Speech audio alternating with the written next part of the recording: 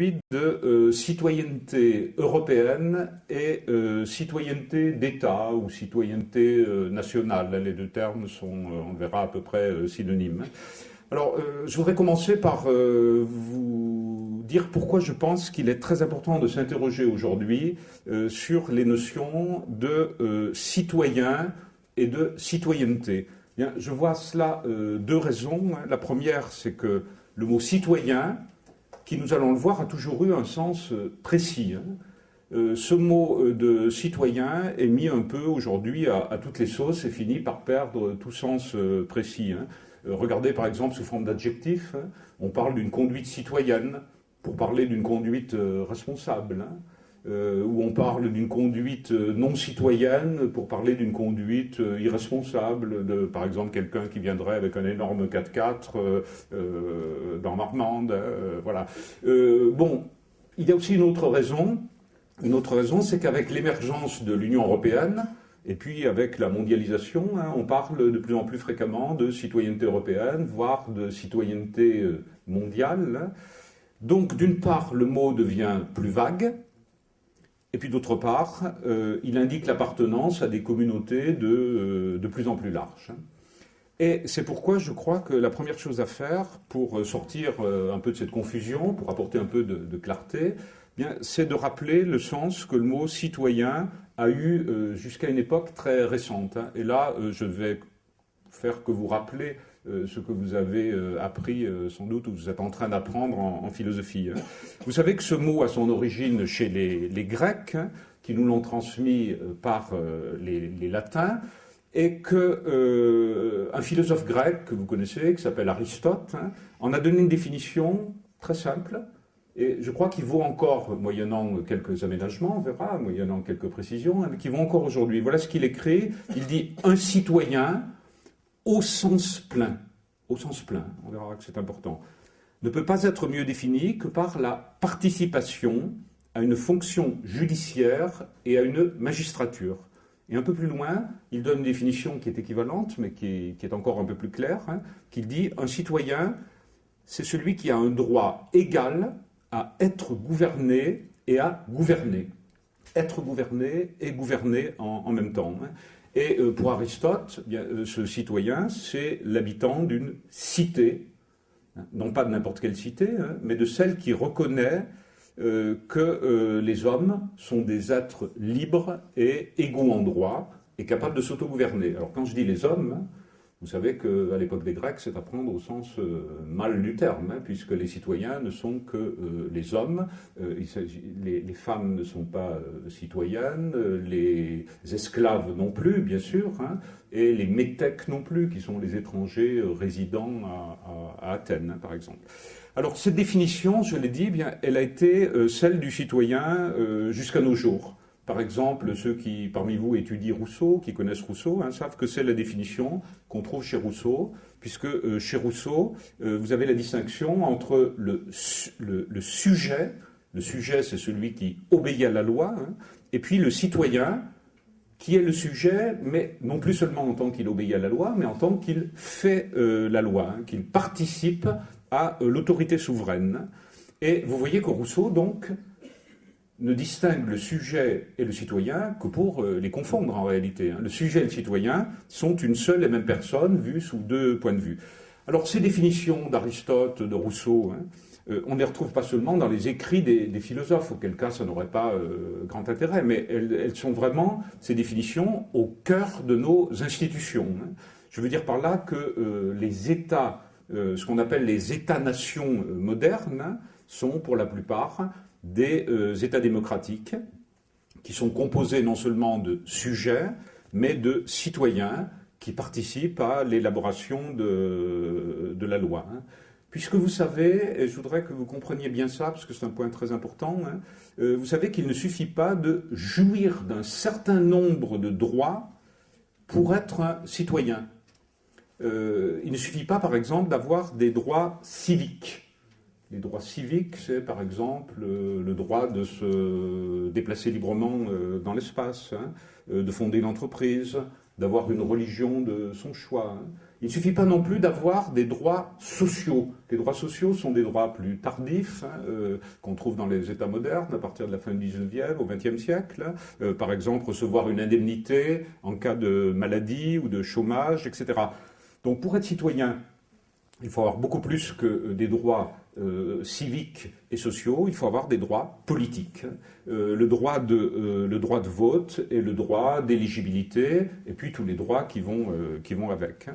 Pensez au fait que les immigrés, par exemple, dans nos sociétés, les immigrés ont évidemment des droits civiques, ils ont des droits sociaux, mais ils ne sont pas des citoyens au sens plein du terme, comme le disait Aristote, c'est-à-dire qu'ils ne participent pas à l'autorité souveraine, ils ne votent pas, etc.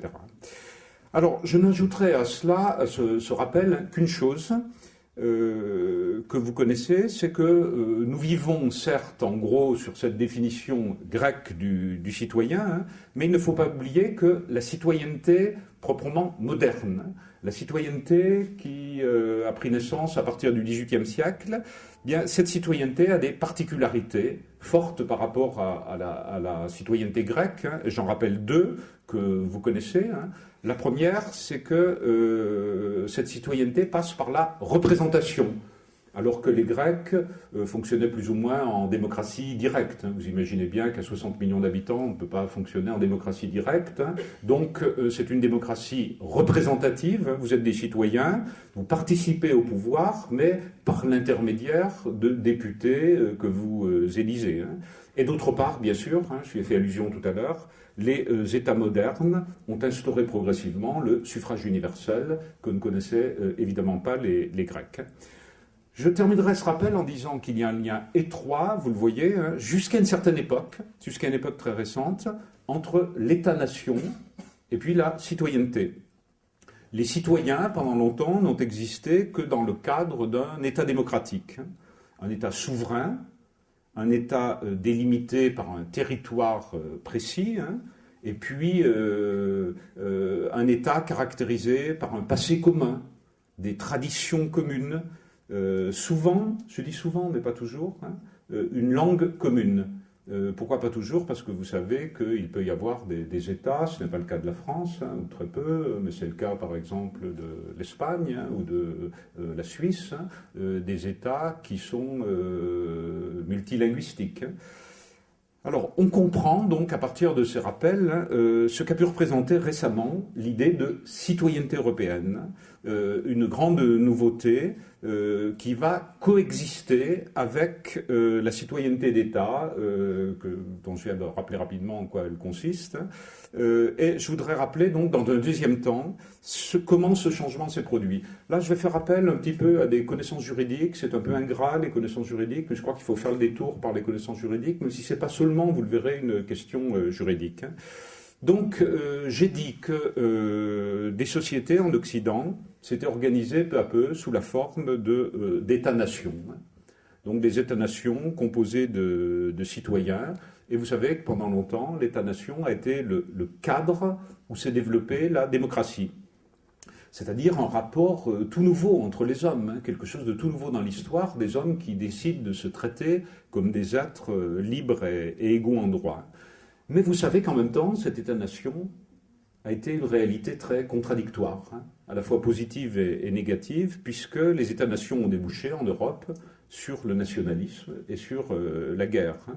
Vous savez qu'au XXe siècle, tout le monde le sait, nous avons connu les deux guerres les plus terribles qu'ait connues l'humanité. Nous avons connu aussi les deux plus grands totalitarismes, le nazisme et puis le communisme stalinien ou chinois. Donc c'est à la suite de cette catastrophe au XXe siècle qu'a été fondée l'Union européenne, donc après la Seconde Guerre mondiale, qui avait pour objectif dans un premier temps d'éliminer le risque de guerre en Europe, mais aussi de redresser des États qui sortaient de la guerre économiquement, vous savez, complètement épuisés, mais aussi, même s'ils étaient victorieux, qui sortaient de la guerre politiquement affaiblis. Par exemple, affaiblis face à un autre des vainqueurs, qui était l'URSS, qui faisait partie du camp des vainqueurs. Et c'est dans ce contexte, donc, que progressivement est née l'idée d'une union politique entre des États souverains, c'est-à-dire des États qui restent indépendants, mais qui partagent dans certains domaines leur souveraineté, non pas pour disparaître, mais au contraire pour renforcer, pour développer cette souveraineté. Et même si on a pu rêver d'un État européen, par exemple de l'équivalent des États-Unis d'Europe, vous savez sans doute que jamais cette Union européenne n'a été un État fédéral sur le modèle des États-Unis, ni d'ailleurs non plus une simple alliance d'États. Parce que la politique de simple alliance d'États indépendants, c'est justement ce qui avait conduit à la guerre. Donc pour résumer tout ceci, l'Union européenne est une réalité totalement nouvelle, inédite, d'un troisième type, une réalité complexe, c'est-à-dire des États-nations qui restent souverains, la France, l'Allemagne, la Lituanie, Chypre, etc., et qui confient à une instance supranationale, qui est à Bruxelles, certaines décisions dans des domaines qui sont des domaines vitaux. Alors vous savez qu'au début, ces domaines étaient relativement limités. Ils sont aujourd'hui beaucoup plus larges. Je vous donne un exemple dont on parle en ce moment. Aujourd'hui, par exemple, la gestion des ressources de la mer. Vous avez vu ce qui se dit en ce moment sur le thon rouge. La gestion des ressources de la mer, c'est quelque chose qui ne peut plus être laissé aux États nationaux. Et en particulier pas aux États qui ont des pêcheurs, la France, l'Espagne, etc. C'est une question trop importante, donc c'est une question qui est traitée au niveau européen, et c'est là peut-être qu'il y a le plus de chances d'éviter l'épuisement des bancs de poissons, même si vous avez vu, c'est pas quelque chose de gagné. J'écoutais en venant là tout à l'heure on n'est pas encore parvenu à un accord ni au niveau européen ni au niveau mondial sur cette question. Mais vous savez en même temps que même si ces domaines sont de plus en plus nombreux, les domaines qui relèvent de l'Union européenne, il y a quantité de domaines qui relèvent toujours du niveau national. On appelle ça d'un terme épouvantable qui s'appelle la subsidiarité. C'est le fait que certains problèmes doivent être traités, disons, au niveau de Bruxelles, au niveau de Paris, au niveau de Bordeaux pour la région et au niveau de Marmande, par exemple. Donc, par exemple, l'organisation de l'éducation, le système des retraites, la sécurité sociale, la fiscalité, même s'il y a dans ces domaines des tentatives d'harmonisation, sont des domaines qui relèvent du niveau national. Alors, je terminerai ce rappel sur l'Europe pour vous dire que pour prendre ces décisions en commun, dans des domaines vitaux qui ne pouvaient plus être traités au niveau national, bien, vous savez que ces États-nations européens ont dû construire un début d'Europe politique, c'est-à-dire ont dû construire des institutions que vous connaissez, la Commission européenne, le Conseil des ministres, le Parlement européen, le Conseil européen, la Cour de justice, et c'est dans le cadre de cette construction d'une Europe, d'un début d'Europe politique, qu'est apparue progressivement l'idée de citoyenneté européenne. Donc je vais vous rappeler, peut-être certains d'entre vous le savent, en quoi consiste la citoyenneté européenne, voir comment elle est née, comment elle s'articule avec la citoyenneté nationale, et puis je terminerai en disant ce qu'elle n'est pas. Vous verrez à quel point c'est important de bien savoir aussi ce qu'elle n'est pas et ce qu'elle pourrait devenir. Donc commençons par cette citoyenneté européenne. Bien, elle apparaît en 1992. Dans un des traités, dont vous connaissez le nom, qui est constitutif de l'Union européenne, qui s'appelle le traité de Maastricht, qui a été adopté par référendum, j'y reviendrai, dans certains pays, dans ceux qui connaissent le référendum.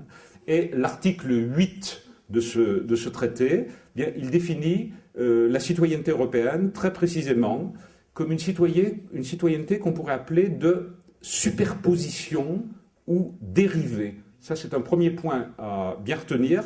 Qu'est-ce que ça veut dire de superposition ou dérivée? C'est que chacun de vous est un citoyen européen, mais il est un citoyen européen parce qu'il est un citoyen français, parce qu'il est un citoyen allemand, parce qu'il est chypriote, parce qu'il est lituanien, etc. Regardez la différence avec la France. En France, vous n'êtes pas français parce qu'aquitain. vous êtes aquitain parce que français. C'est pas la même chose. Hein. C'est-à-dire que la région Aquitaine ou la région Midi-Pyrénées fait partie de l'ensemble français. Donc je crois que c'est très important de voir que cette citoyenneté est une citoyenneté dérivée. Donc il n'y a pas de citoyen européen sans citoyenneté nationale. Et je pense que vous comprenez pourquoi. C'est parfaitement logique avec la définition que j'ai donnée de l'Union européenne plus haut, c'est-à-dire elle n'est pas un État.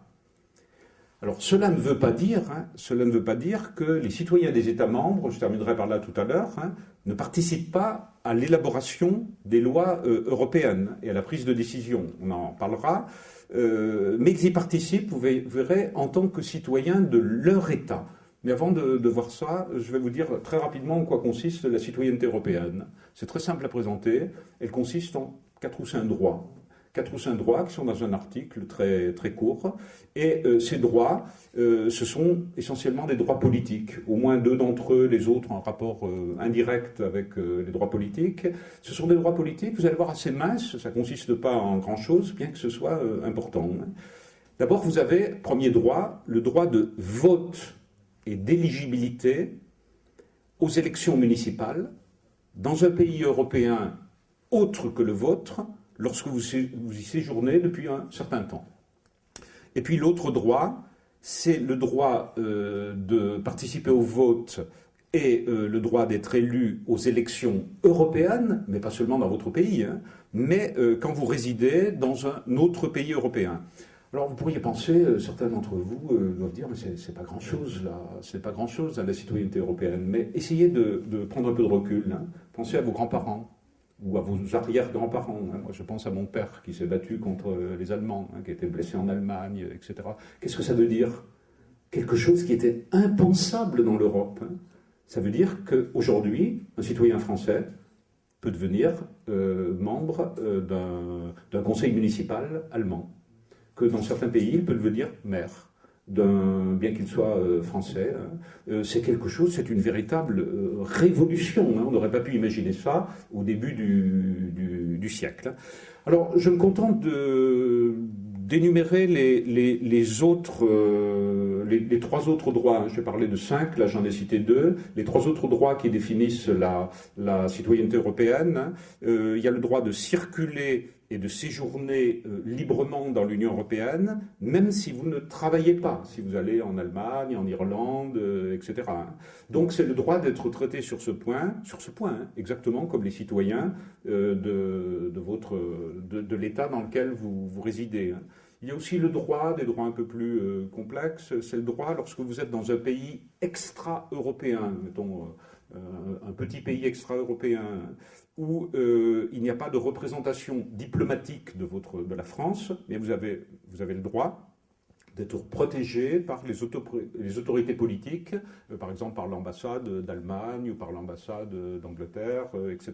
Et puis vous avez un dernier droit, je le signale sans le commenter, c'est le droit de pétition devant le Parlement européen et le droit de vous adresser au médiateur européen si vous estimez avoir été maltraité par une institution européenne. Bon, je n'insiste pas sur ces 3 droits, retenez seulement les 2 premiers, je crois qu'ils sont importants. Alors, je terminerai en disant qu'il est à noter que dans ce traité de Maastricht, on en parlera tout à fait à la fin, il y a une petite note qui dit que cette liste n'est pas limitative. C'est-à-dire que le Conseil européen, sur proposition de la Commission, après consultation du Parlement, peut inclure de nouveaux droits dans la citoyenneté européenne. Bon, voilà, à strictement parler, ce qu'est la citoyenneté européenne, cette citoyenneté, je dis bien greffée, dérivée, seconde, par rapport à la citoyenneté d'État ou à la citoyenneté nationale. Alors certains d'entre vous pourraient évidemment être déçus et puis me faire remarquer que j'ai oublié des choses importantes. Me faire penser que j'ai oublié des droits fondamentaux, qui sont accordés à tous les Européens, et parmi ces droits, même des droits politiques, puisque certains d'entre vous, qui sont peut-être majeurs, ont voté il y a quelques mois pour les élections européennes, hein, où vous voterez la prochaine fois. Donc le droit d'élire vos représentants au Parlement européen. Je n'en ai pas parlé, hein. Je n'en ai parlé que lorsque vous êtes dans un autre pays que la France. Hein. Alors c'est pourquoi je voudrais vous dire maintenant ce que n'est pas la citoyenneté européenne. Je crois que c'est aussi important de savoir ce que n'est pas la citoyenneté européenne, et je me contenterai de deux remarques. Hein. La première remarque, bien, comme nous disait Aristote, il ne faut pas confondre la citoyenneté avec le fait de jouir d'un ensemble de droits. Donc, en tant que membre d'un pays européen, vous avez quantité de droits qui sont définis au niveau européen. Mais ce ne sont pas des droits politiques. Hein. Il y en a eu dès le début de l'Europe, hein, et puis ces droits se sont enrichis progressivement. Vous savez peut-être qu'il y a un grand texte dans le traité actuel qui s'appelle le traité de Lisbonne. Hein. Vous avez la charte des droits fondamentaux. Vous pouvez lire par exemple, sortez au CDI la charte des droits fondamentaux, vous verrez les droits, par exemple dans les articles 1 à 5, vous avez des droits fondamentaux. Hein. Pour prendre un seul exemple, la protection du consommateur. Vous savez qu'au niveau européen a été voté il y a 1 an ou 2 ans, un programme concernant la chimie qui s'appelle le programme REACH. Et dans ce programme, il y a toutes sortes de protections par rapport aux dangers chimiques, hein, aux produits chimiques que nous consommons tous les jours. Mais, je rappelle, hein, et voilà la fin de ma première remarque, qu'il ne suffit pas d'avoir des droits pour être un citoyen. Donc voilà pourquoi ces droits ne figurent pas dans la citoyenneté européenne. Un citoyen au sens plein, je rappelle la définition d'Aristote, hein, c'est celui qui jouit de droits politiques. Donc voilà la première raison pour laquelle est limitée la citoyenneté européenne. Il y en a une deuxième. Alors, la deuxième, bien, vous pourriez me faire remarquer, bien sûr, hein, pourquoi je n'ai pas parlé de citoyenneté européenne à propos de l'élection des députés au Parlement européen. Bien, pour une raison fondamentale, et là je crois qu'on entre vraiment dans le cœur du sujet, qu'il faut bien la comprendre, hein, c'est que les citoyens des pays européens élisent leurs représentants au Parlement européen, vous le savez, sur une base nationale. Et non pas ni le même jour, forcément, ni dans la même élection, ni de la même manière. Hein. Donc ils élisent leurs représentants sur la base de l'Allemagne, de la France, etc. Et le traité qui a été un tout petit peu modifié, l'article du traité qui parle du Parlement européen, il disait ceci, il disait que le Parlement est composé, écoutez bien, de représentants des peuples, des États réunis dans la communauté. Alors maintenant, la formule a été un tout petit peu modifiée, on voit apparaître l'idée de citoyen européen, mais ça ne change rien à la réalité. Hein. La réalité des choses, c'est que l'élection se fait sur une base nationale. Alors vous pourriez vous demander, mais pourquoi l'élection se fait sur une base nationale ? Pourquoi ne votons-nous pas tous le même jour, puisque nous sommes des membres, des citoyens de l'Europe, nous avons une citoyenneté européenne, pourquoi ne votons pas le même jour ? Bien, pour une raison fondamentale, hein, que vous connaissez, parce que jusqu'ici, ça peut changer, hein, mais jusqu'ici, les peuples européens ont estimé que l'Union européenne ne pouvait pas être un État. Donc, pour le dire autrement, hein, parce qu'il n'existe pas encore de peuple, ce qu'on appelle démos en grec, hein, qui a donné le mot démocratie, il n'existe pas encore, hein, de peuple européen au singulier, malgré tous les rapprochements entre les peuples, hein, malgré les échanges, malgré la circulation en Europe, malgré peut-être le sentiment que vous avez d'être non seulement marmandais, d'être non seulement aquitain, d'être non seulement français, mais d'être européen. Vous avez, quand vous rencontrez un jeune anglais, un jeune allemand, vous n'avez pas le même rapport à lui qu'avec un jeune japonais ou chinois, etc. Vous avez vraiment un sentiment de faire partie d'une communauté, de destin, hein, avec les Européens. Alors, je voudrais développer un tout petit peu ça en disant que voilà la particularité de l'Europe. Hein. Parce que l'Europe n'est pas un État, et là, ces institutions ont de fortes particularités. Je n'en citerai qu'une, hein, que vous connaissez peut-être, là je vais faire un tout petit peu de droit, c'est ce qu'on appelle la double légitimité. Vous en avez peut-être entendu parler, et je crois qu'il est important de s'arrêter sur ce qu'on appelle la double légitimité pour comprendre ce qu'est la citoyenneté européenne et comment elle s'articule avec la citoyenneté nationale. Qu'est-ce qu'on appelle la double légitimité? Eh bien, dans une État-nation comme la France, vous savez que la loi est faite par les représentants du peuple que vous avez élus, députés et sénateurs, donc qui votent, c'est vous qui votez la loi par leur intermédiaire. Donc les Français, de cette manière, sont des citoyens gouvernants et gouvernés à la fois, comme le disait Aristote. Mais au niveau de l'Union européenne, vous l'avez peut-être étudié en histoire, en instruction civique, il n'en va pas de même, puisque l'Union européenne est une union d'États souverains, une union d'États souverains, et donc les députés ne peuvent pas faire à eux seuls la loi. Et vous savez sans doute qu'il y a deux pouvoirs législatifs. Là, je rentre un peu dans le détail des institutions européennes. C'est-à-dire quand la Commission européenne propose une loi, elle est votée à Strasbourg par vos représentants.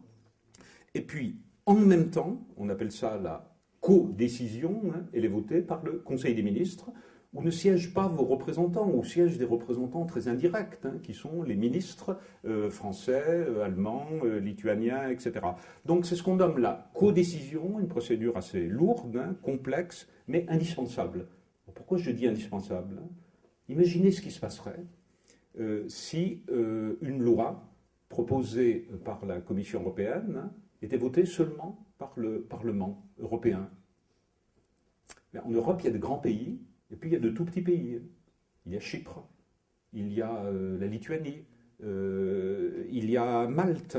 Et vous imaginez à quel point les représentants de ces petits pays seraient complètement noyés dans le Parlement européen. Ils ne compteraient pour rien face à l'énorme cohorte des députés allemands, français, espagnols, etc.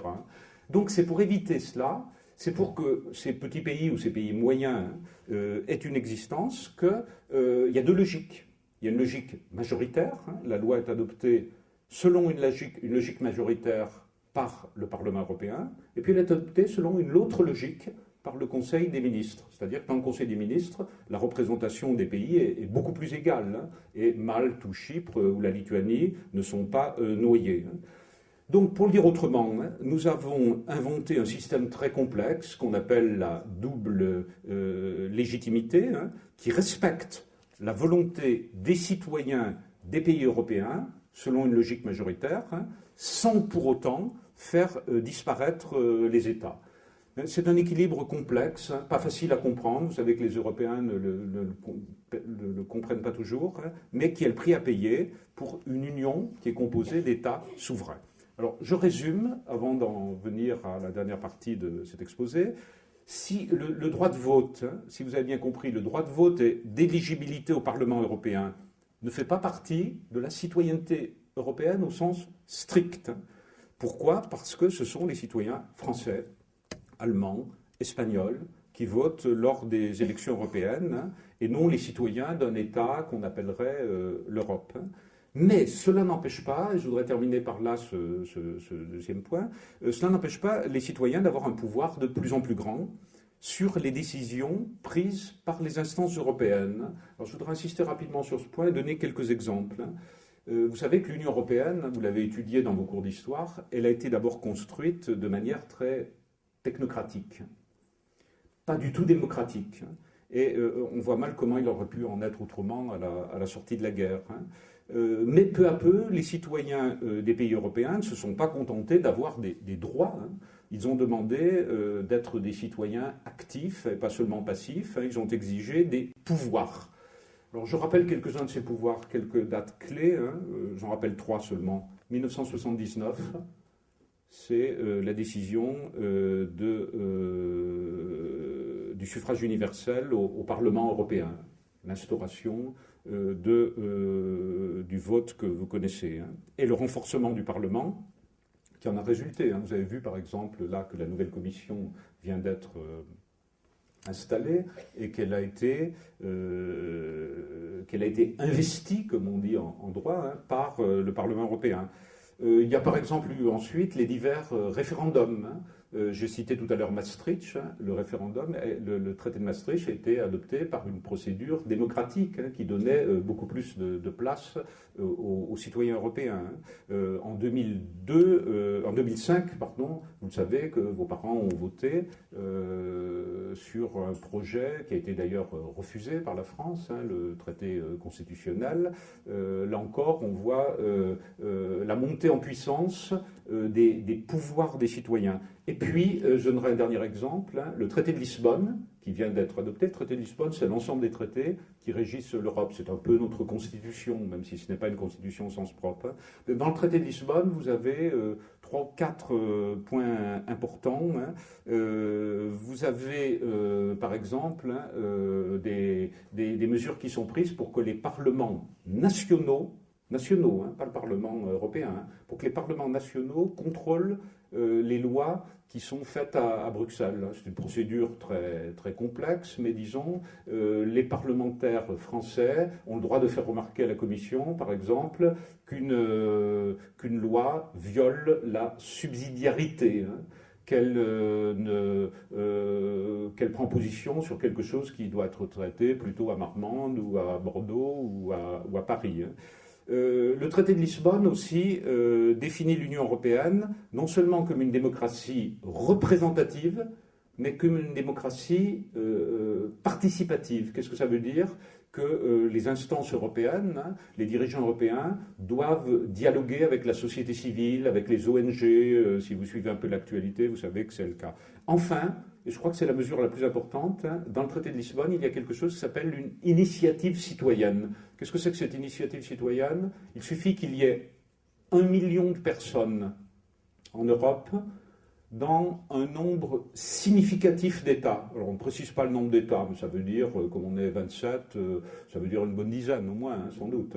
Il suffit qu'il y ait 1 million de personnes qui demandent à ce qu'il y ait une loi sur tel ou tel dans tel ou tel domaine, pour que la Commission, on ne parle pas de référendum, mais ça revient à peu près à ça, pour que la Commission mette à l'ordre du jour, fasse un projet de loi et peut-être fasse un référendum.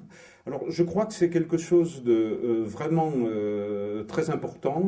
Je résumerai en disant qu'on voit que l'Union européenne aujourd'hui est beaucoup plus démocratique qu'elle n'était au moment de sa naissance. Vous voyez, malgré la faible définition du citoyen européen, c'est vrai que de manière juridique, le citoyen européen, la citoyenneté européenne, c'est juste 2 ou 3 petits droits, encore des droits qui sont importants. Mais par ailleurs, sur la base nationale, les citoyens peuvent avoir un pouvoir sous la forme du référendum, sous la forme du vote, ou sous la forme du vote au Parlement, ou sous la forme de l'initiative citoyenne, un pouvoir très important. J'insiste sur le fait que cette démocratie est quand même très indirecte et qu'elle ne ressemble pas à la démocratie de chacun des États-nations. Pourquoi elle est indirecte? Eh bien, je l'ai dit d'une part parce que les citoyens participent aux décisions prises par les instances de l'Union européenne, non pas en tant que citoyens européens, mais en tant que citoyens français, anglais, allemands. Et puis à cette différence s'en ajoute une autre. Ils agissent aussi sur les décisions de manière très indirecte par leurs représentants nationaux. Quand par exemple au Conseil européen, le président de la République française propose quelque chose, c'est vous très indirectement, parce que le président de la République française a été élu démocratiquement, c'est vous qui prenez la décision. Ou bien quand le Parlement national français fait remarquer qu'une loi doit être modifiée, c'est vous très indirectement qui intervenez. Donc, on le voit, l'intervention des citoyens est à la fois directe, comme dans un État-nation, avec cependant une différence, c'est que vous intervenez toujours en tant que citoyen de votre État, et puis elle est à la fois très indirecte. C'est pourquoi le traité de Lisbonne parle d'une représentation indirecte. Alors, je voudrais terminer, dans les 5 minutes qui restent, je voudrais terminer sur le futur. J'espère que vous avez compris, c'est un peu complexe, la citoyenneté européenne, c'est un sujet assez juridique. J'espère quand même que vous avez à peu près compris l'essentiel, sinon j'éclaircerai ça. Mais vous savez que le futur, évidemment, n'est pas écrit à l'avance. et que le futur est ouvert et qu'on peut imaginer diverses évolutions. En gros, on considère qu'il y a 4 positions, 4 grandes voies possibles. Je vais les énumérer, puis dire un peu ce que j'en pense personnellement, et cela pour ouvrir le débat. D'abord, il y a ceux qui pensent que l'Union européenne, telle qu'elle est actuellement, atteint un état d'équilibre. C'est-à-dire qu'on n'ira jamais beaucoup plus loin. C'est-à-dire qu'on n'aura pas beaucoup d'élargissement, peut-être quelques petits pays des Balkans, hein, mais ça n'ira pas trop au-delà, 27, 28, 29 pays, hein, et en même temps qu'il n'y aura pas d'approfondissement, c'est-à-dire qu'on n'ira pas vers un État fédéral. Vous savez qu'on parle, regardez en ce moment, hein, aujourd'hui même, demain, on parle à propos de la Grèce, là par exemple, de gouvernement économique. Bien sûr, il peut y avoir un approfondissement sous forme de gouvernement économique, mais il y a quand même beaucoup de gens qui doutent qu'on aille vers des États-Unis d'Europe, hein, qu'on soit un État fédéral, exactement comme l'Allemagne est un État fédéral aujourd'hui, ou comme les États-Unis le sont. Bon, ça c'est une première position. Il y a l'autre position, la deuxième, hein, au contraire, qui pense que la citoyenneté européenne, qui, vous l'avez vu, est encore assez peu développée, cette citoyenneté européenne eh bien, pourrait se développer et devenir l'équivalent de la citoyenneté nationale, ce qui voudrait dire hein, qu'on serait dans un État fédéral. Que peut-être dans 50 ans, dans 100 ans, hein, on serait un pays comme les États-Unis, la Chine, le Brésil, etc. C'est-à-dire qu'on serait vraiment un État fédéral. Il y a une troisième position, un peu difficile à comprendre. Hein. Des gens comme Jacques Delors, qui est un ancien président de la Commission, hein. Il y a des gens qui pensent, c'est une position plus complexe, hein. Il y a des gens qui pensent qu'on pourra être un jour une fédération d'États-nations. Pas seulement une union d'États-nations, comme je l'ai dit tout à l'heure, mais une fédération d'États-nations, c'est-à-dire qu'on ne sera pas un État fédéral, hein, mais on ne sera pas non plus ce qu'on est actuellement. On sera quelque chose d'un peu plus intégré politiquement. Hein. Et dans cette perspective, hein, on considère donc que même si les Européens ont un passé et une culture commune, hein, dans cette perspective, on considère qu'ils ne constitueront pas avant longtemps une seule nation, de la Grèce à la Lituanie, de la Grèce au Portugal, etc.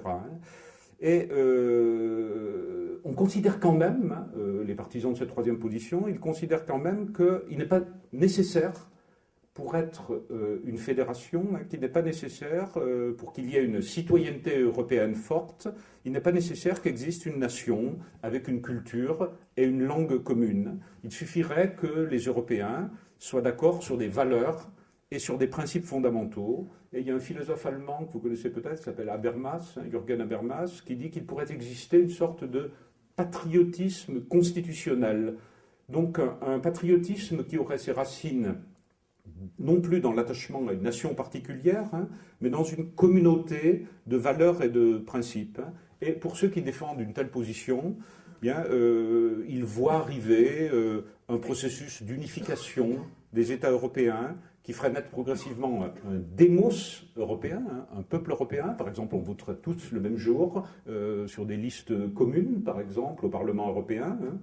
Donc il voit arriver aussi un espace public européen qui, pour l'instant, n'existe pas. Vous savez que les partis sont sur base nationale. Les débats sont largement sur base nationale. Hein, mais il pourrait y avoir des partis, vraiment des partis européens, et puis un débat, alors dans quelle langue, bon, le problème se pose, hein, etc.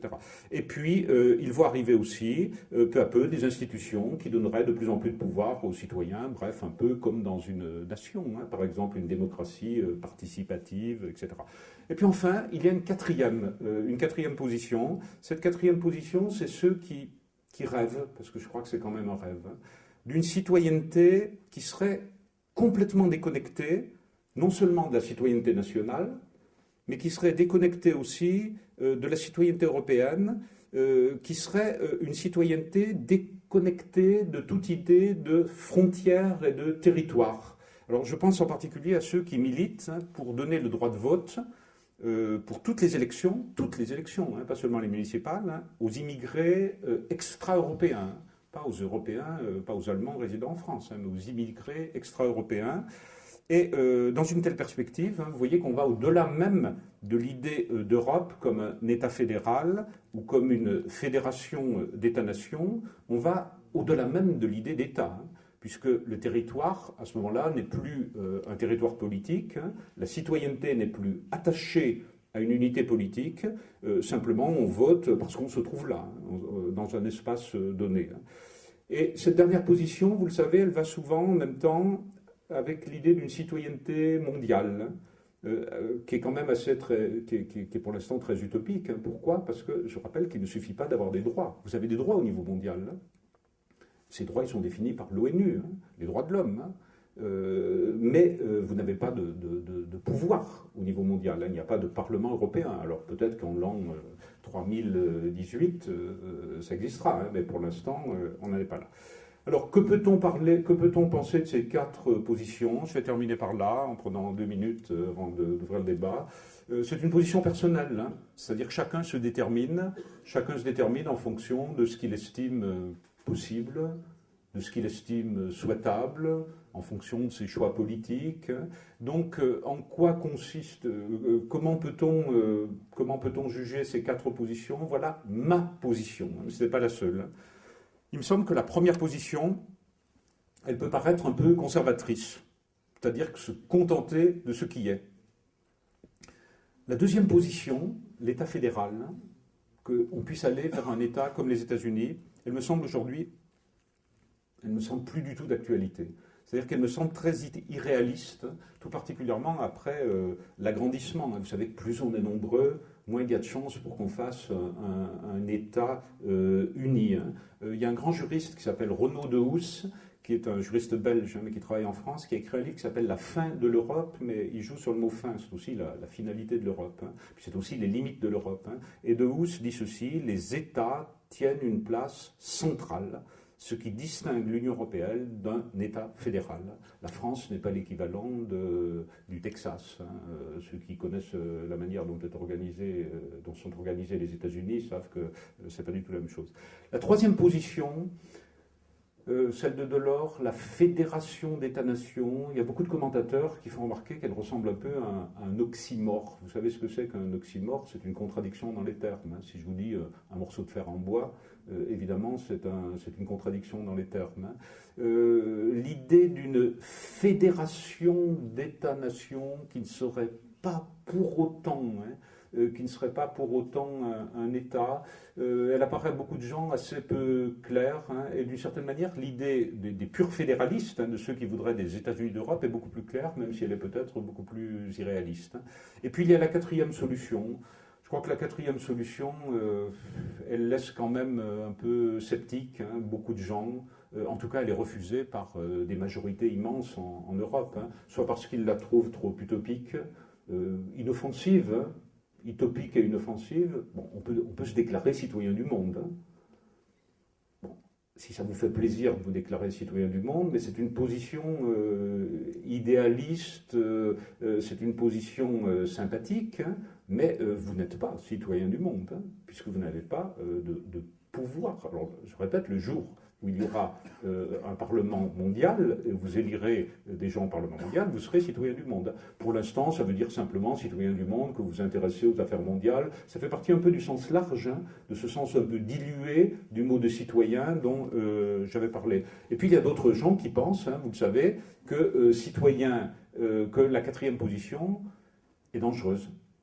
Est dangereuse parce qu'elle pourrait faire naître, si on décide, par exemple, que tous les immigrés votent à toutes les élections en France, regardez ce qui se passe au Danemark en ce moment, regardez ce qui se passe en Hollande, ça pourrait faire naître des mouvements nationalistes, et quand je dis nationalistes, j'emploie un terme modéré, parce que ça pourrait être des mouvements fascisants, des mouvements extrêmement violents. Regardez même en France, une mesure aussi limitée, et peut-être très intéressante, je ne suis pas contre, mais une mesure comme de faire voter les immigrés extra-européens au municipal est une mesure qui est en débat, à l'intérieur des partis, entre les partis. Bon, pour l'instant, nous n'en sommes pas là. Voilà ce que je voulais dire. Donc, il me semble, donc, tout compte fait, pour prendre position, que la première position, mais vous allez voir à condition d'ajouter quelque chose. La première position me paraît la plus réaliste, la moins utopique, et qu'elle est acceptable, mais à la condition, et vraiment à la condition, d'insister fortement sur le fait que l'Union européenne doit devenir beaucoup plus démocratique qu'elle n'est. Et je crois qu'elle peut le devenir sans devenir un super-État, sans devenir un État fédéral, donc en restant ce qu'elle est, c'est-à-dire une union où les différents États souverains partagent leur souveraineté tout en restant indépendants. Et dans cette perspective, l'Union européenne, si vous voulez, c'est une union politique, c'est une formation politique post-nationaliste. Elle met fin au nationalisme, avec tout ce que ça peut supposer de conséquences négatives, la guerre, etc. Mais ce n'est pas une formation politique post-nationale ou post-étatique. Et cela n'interdit pas de considérer que l'Union européenne réalise ce que Jean Monnet, vous savez, un des grands fondateurs de l'Europe, appelait la fusion des intérêts.